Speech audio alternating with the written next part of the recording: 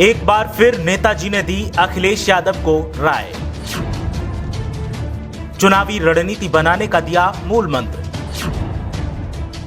अखिलेश यादव अब खुद संभालेंगे एमएलसी चुनाव की कमान।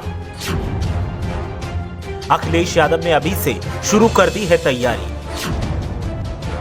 सक्रियता बढ़ाने के साथ ही ले रहे हालात का जायजा। उपचुनाव के बाद 2022 के लिए कवायद कर दी तेज।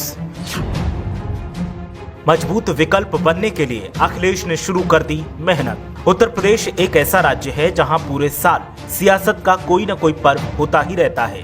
कभी उपचुनाव होते हैं तो कभी पंचायत चुनाव होते हैं, कभी विधानसभा चुनाव होते हैं तो तब तक लोकसभा चुनाव आ धमकता है।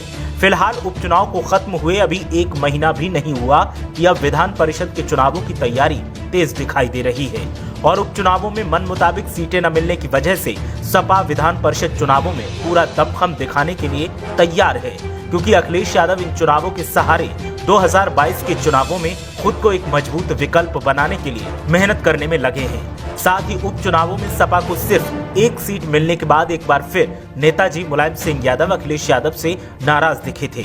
अब नेताजी मुलायम सिंह यादव ने अखिलेश यादव को विशेष निर्देश देते हुए विधान परिषद चुनावों की कमान अपने हाथों में लेने की सलाह दी है। नेताजी की सलाह पर अखिलेश यादव भी अमल करते दिख रहे हैं और अखिलेश यादव ने खुद एमएलसी चुनावों में रणनीति बनाने का जिम्मा लिया है। सूत्रों की माने तो नेताजी ने कहा है कि जब अखिलेश यादव खुद चुनावों में सक्रिय होंगे तो कार्यकर्ताओं का जोश बढ़ेगा और कार्यकर्ता अपने नेता की मेहनत को सफल बनाने के लिए पुरजोर तरीके से और ज्यादा मेहनत करेंगे और जब मेहनत होगी तो नतीजे फिर पार्टी के ही पक्ष में आएंगे। ऐसे में अखिलेश यादव ने पूर्व मंत्रियों और प्रदेश अध्यक्ष के साथ मिलकर टीम का गठन किया है। समाजवादी पार्टी साल 2022 के विधानसभा चुनाव में खुद को मुख्य विकल्प सिद्ध करने के लिए विधान परिषद चुनाव को भी गंभीरता से ले रही है। सपा ने अपने दोनों वर्तमान एमएलसी संजय मिश्रा और असीम यादव को फिर से प्रत्याशी बनाया है।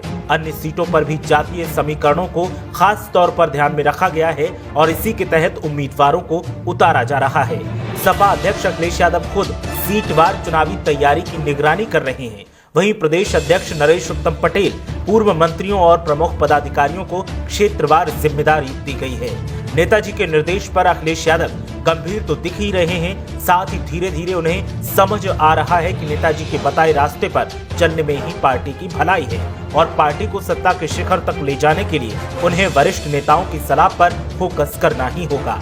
अखिलेश यादव की तरफ से अब लगातार समीक्षा की जा रही है और हर यथास्थिति की जानकारी मांगी जा रही है ताकि पार्टी की कमजोर कड़ियों को मजबूत किया जा सके और हर हाल में पार्टी को बेहतरी दी जा सके।